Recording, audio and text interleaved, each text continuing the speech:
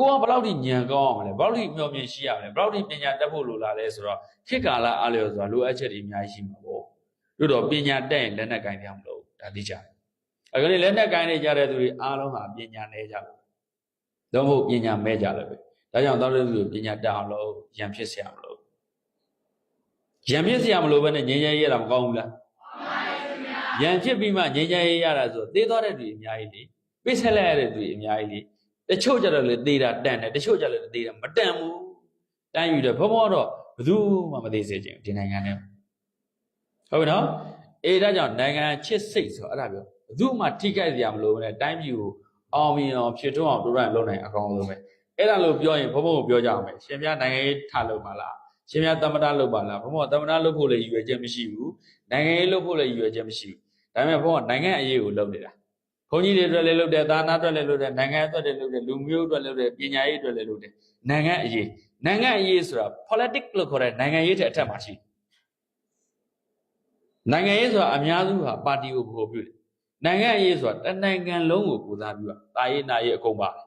ါတိုင်းပြည်ဖွံ့ဖြိုးတိုးတက်ဖို့အတွက်လူတွေရဲ့စိတ်နေစိတ်ဓာတ်ဖွံ့ဖြိုးတိုးတက်ဒါကြောင့်ဘုန်းကဒီဟာလေးကိုပြောလိုက်တယ်ပြည်သူ့ညီတင်တဲ့ရည်ရွယ်ချက်ကနှစ်ချက်ပဲတစ်ခုကဘာတော့ဇာတိတလို့ခေါ်တော့စိတ်နေစိတ်ဓာတ်ကောင်းဖို့နောက်နံပါတ်2ကအဲ့နှစ်ခုကောင်းပေါင်းပြီးတော့တစ်ခုတည်းပြောလိုက်တော့နိုင်ငံသားကောင်းတစ်ယောက်ဖြစ်ဖို့ good citizen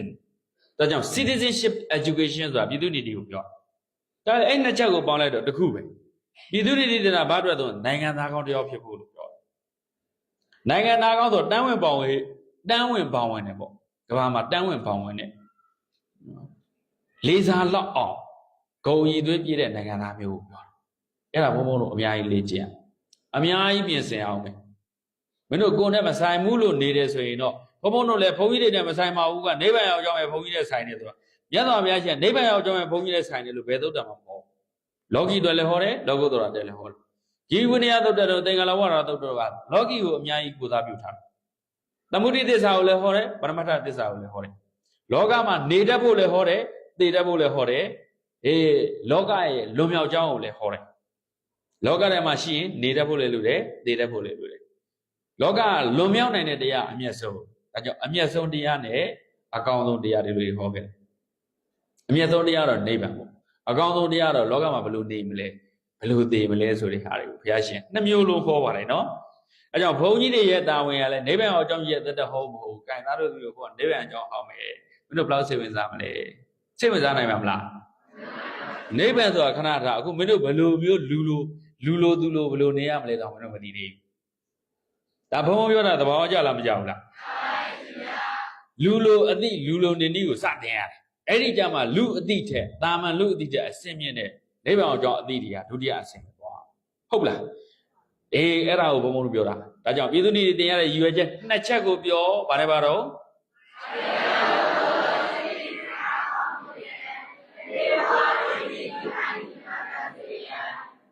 အဓိကမှာအပေါ်နှစ်ချက်ကိုချိုးလိုက်တော့တခုပဲနိုင်ငံသားကောင်းဖြစ်ဖို့အဲ့ဒါကိုမင်းတို့ပြောတယ်ပါနိုင်ငံကြီးသားစိတ်ဟုတ်လား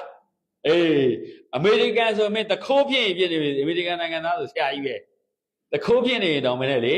အမေရိကန်နိုင်ငံသားပတ်သက်ကိုင်တာဆရာကြီးပြမေးအမေရိကန်နိုင်ငံသားမြန်မာပြည်မှာလာခိုးတယ်မြန်မာပြည်ရဲ့ရဲတွေကဖမ်းလိုက်တယ်ဖမ်းပြီးအဲ့ဒီလူကိုသိရင်လို့မရဘူးအကယ်ပြင်းပြတဲ့စီရင်မယ်ဆိုအမေရိကန်ဆိုရအမေရိကန်တန်ရုံးကိုအရင်ဆက်သွယ်ရမင်းတို့နိုင်ငံသားတော့ဒီမှာခိုးစားနေတယ်ကွာနော်အဲ့ဒါဒီတိုင်းစီရင်ချက်ချအမေရိကန်မြန်မာပြည်ကိုအပြစ်တင်ပါအရေးယူမှာမလေသူနိုင်ငံသားတခိုးချဖို့အစားကာကွယ်ထားတာတို့နိုင်ငံသားကျတော့ဟိုနိုင်ငံသားမှာဘယ်လိုနေရတယ်မင်းတို့သိလိမ့်မယ်ကိုယ်တိုင်သိလိမ့်မယ်အဲ့ဒါနိုင်ငံကြီးသားဖြစ်ခြင်းမဖြစ်ခြင်းရဲ့အင်အားသွားကွာစူပါပါဝါလေးကွာဒီမှာလုံးမှာအမေရိကန်စူပါပါဝါလေးကွာစူပါပါဝါပြီး great power လေးကွာတို့နိုင်ငံကမဖွံ့ဖြိုးတဲ့နိုင်ငံတွေထဲမှာအခုဘာလဲဆိုတော့ကြာရှုံးနိုင်ငံထဲမှာတော့ရောက်နော်တန်းဆင်းဆုံးမှာရောက်နေတဲ့ဘောလုံးစကားနဲ့ပြောရင်ဟုတ်လားချန်ပီယံလိတို့ဘာလို့ဝင်ကုန်ဆိုအဝေးနော်ဘုန်းတော်တန်းဆင်းဆုံးမှာရောက်နေဒီနိုင်ငံကိုမင်းတို့ recover ပြန်လို့မင်းတို့တော်တော်ကောင်းတဲ့ကောင်တွေပဲဘိုးကျောင်းအောင်ဆန်းတို့တဲ့ကြိုးစားမှရဟောဘုန်းပြောတာမင်းတို့သဘောပေါက်လားအလုံးလောက်ခွင့်ရတာကံကောင်းတာအလုံးလောက်ခွင့်ရတဲ့ဟာကံကောင်းတာ အလုံးလုံးဖို့အခွင့်အရေးတွေမရတော့ဘူးဆိုမင်းတို့ကန်ဆိုးတာပဲမြန်မာတွေကအဲ့လိုကန်ဆိုးခဲ့တယ်တရားသာတာပေါ်တယ်မိဘတွေကမြန်မာပြည်ကမိဘတွေကသားသမီးတို့အလုံးလုံးဆရာမလိုပဲနဲ့မွေးလာခဲ့တယ်အဲ့ဒီတိုင်းပဲနေခိုင်းတယ်အတော်ကန်ဆိုးတဲ့သားသမီးတွေပဲဒုက္ခရောက်တော့တာပဲအဲ့ဒီတိုင်းနဲ့10စုနှစ်ပေါင်း9စု6စုလိုက်ဖြစ်လိုက်တော့မြန်မာပြည်ခုပြပုံနဲ့ရောက်သွားတယ်ဟုတ်လားသူများနိုင်ငံကခိုင်းတယ်ကလေးကိုလေ့ကျင့်ပေးတယ်ဂျပန်မှာမင်းတို့တွေ့ပါလိမ့်မယ်မူဂျိုတက်တယ်2ရက်3ရက်တော့လိုက်ခွင့်ရှိတယ်ပထမ3ရက်ကလေးကိုလက်ဆွဲခွင့်ရှိတယ်နောက်ရက်ဆိုလက်ဆွဲလို့ဝင်သွားဒို့နိုင်ငံတော့ချီးပိုးပြီးဂုတ်ကွာသီးပြီးသွားတာဟုတ်လားနော်10တန်းဖြေတော့လည်းမိဘတွေကချောင်းနေတော့မယ်လိုက်ဖို့ကြိုးနေရတော့မရှိဘူးကဲမိဘတွေကကြောင်းလိုက်ဖို့နေတယ်ကြောင်းပို့တဲ့အချိန်မကုန်ဘူးလားသားသမီးတွေရောမိဘပေါ်မိကိုစိတ်တွေမများဘူးလား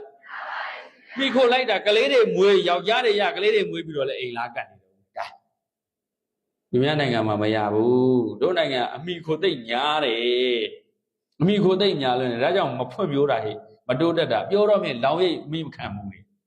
ခင်ဗျားတို့ကလွှမ်းမိုးတယ်တဲ့ဟုတ်လားမလွှမ်းမိုးစေရင်ကိုကကိုယုံထွက်နိုင်အောင်လွတ်လွတ်လပ်လပ်ရက်တိတောင်မင်းတို့စူးစမ်းဖို့မလိုဘူးလားအဲ့ဒါဘုံဘုံပြောတာနော်အဲ့ဒီစိတ်သက်တတိရှိဖို့လိုတယ်အဲ့ဒါကိုဇာရိတတတိလို့ခေါ်တယ် brave ယာရီ brave courage ရဲရဲနေဆို courage and profile ကိုယ့်ရဲ့ profile ကိုကြည့်ရဲရဲတာပဲပေါ့ဘုံဦးစောတိတာရဆိုရင်ဘုံရဲ့ profile ရဲရဲမင်းတို့ Facebook မှာပဲကြည့်ကြည့် TikTok မှာပဲကြည့်ကြည့် YouTube မှာပဲကြည့်ကြည့်ဒါမင်းတို့ social ဘာမှဖုန်းရဲရဲနေတယ်အပြင်ဘက်မှာလည်းရဲရဲပဲနေတယ် courage and profile ပဲကိုယ့်ရဲ့ profile အပြင်ကြည့်လိုက်တာနဲ့ profile ပါရဲရဲဖြစ်နေရတတိရှိနေရကြုံမနေရပညာရဲပွဲလေတင်ဆိုတာကိုပညာတော်တယ်လို့ပြောတာမဟုတ်ဘူးအမြဲတမ်းအစဉ်သက်ဖြစ်အောင်လေ့ကျင့်တာဟုတ်ပြီလားအေးအဲ့ဒါမျိုးပြောတာကဲဟုတ်ပြီဒါကြောင့်ပြည်သူနေတင်တဲ့အဓိကတစ်ချက်ပဲပြောဆိုတော့ဘာဖြစ်ဖို့တတ်သွားပြီအဲ့ဒါမင်းတို့ပြည်သူနေတတ်သွားလေ့ကျင့်ဖို့ပဲလို့တော့ဟုတ်ပြီနော်ဘယ်နေရာလေ့ကျင့်အီးရိုတဲ့နေရာသာလေ့ကျင့်ဖြူပေါက်တဲ့နေရာသာလေ့ကျင့်ဖြူပေါက်ပြီးရေလောင်းမလိုပဲနဲ့ရေတွေအများကြီးမလောင်းလိုတော့လောင်းအဘေးဆင်းသွားအဲ့ဒါတွေကိုတာဝန်ကိုယူတခါတည်းတုတ်ခဲ့ဒီလောက်ကစလေနော်ဤပါပင်ရေဒီအညစ်ကြေးကုန်လာပြန်ကြည့်နှိပ်ုံနဲ့နှိပ်ပြီးပြစ်ထားပြီးတော့ဖုံးကြီးကြိုင်ပြီးဆွဲထုတ်တော့တာမလို့အောင်ကိုညစ်ကြေးကြံခဲ့တယ်ဆိုကိုတာဝန်မကင်းဘူးဟုတ်လားအဲ့ဒါနေရတိုင်းနော်ခမင်းသားပြီးဆိုကိုပတ်ဝန်းကျင်မှာသူများဆေးလိုက်မယ်ဆိုလိုချင်တာကွာမင်းဒီသူများစားတော့ဆိုင်သွားစားတာအစားကိုဝေးနဲ့မှာဗလက်ချီရမ်းနေဘောနိုင်ငံတစ်ခုရောက်တယ်ဒီမိုကရေစီနိုင်ငံတစ်ခုကြတာတော့ဒါပတ်ဆက်အဲ့ဖွံ့ဖြိုးတိုးတက်တယ်ဒါပေမဲ့စားတာတောက်တာကယွန်စရာကြီးအဲ့လိုတွေလည်းရှိတယ်လေအဲ့ဒါတွေကစအဖြစ်မခံရအောင်ညသောဘုရားရှင်ကစွန့်စားနေတဲ့အချိန်မှာပတ္တတင်ကြီးတဲ့ကိုယ်ပကံကိုကြည်သားသူများဟာကိုကဲ့ရဲ့လို့တဲ့သိနေကြည့်အာဘတ်တင်တယ်ဗျာဘုံဘုံတို့ကစွန့်စားရင်တော့မလေ